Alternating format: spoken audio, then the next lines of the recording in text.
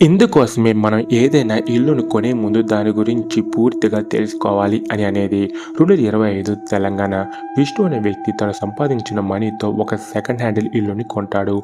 ఆ ఇంటి పాత ఓనర్ విష్ణుతో మాకు సంబంధించిన కొన్ని సామాన్లు ఇంకా బేస్మెంట్ రూమ్లోనే ఉన్నాయి కాబట్టి అక్కడికి మాత్రం వెళ్ళొద్దు అని చెప్తాడు. దానికి విష్ణు కూడా ఓకే అని చెప్తాడు. అయితే ఆ రోజు రాత్రి విష్ణుకి ఆ బేస్మెంట్ రూమ్లో నుండి వింత వింత శబ్దాలు వినిపిస్తూ చాలా డిస్టర్బెన్స్గా ఉంటుంది.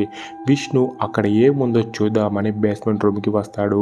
అలా బేస్మెంట్ రూమ్కి వచ్చి చూసిన విష్ణుకి పెద్ద షాక్. ఎందుకంటే అక్కడ వారం క్రితం చనిపోయి బాగా కుళ్ళిపోయిన ఒక శవం ఉంటుంది. ఆ శవం వేరెవరితో కాదు, విష్ణుకి ఇల్లుని అమ్మిన ఆ ఇంటి ఓనర్దే. ఎస్, మరి ఈరోజు తనతో మాట్లాడింది ఎవరు?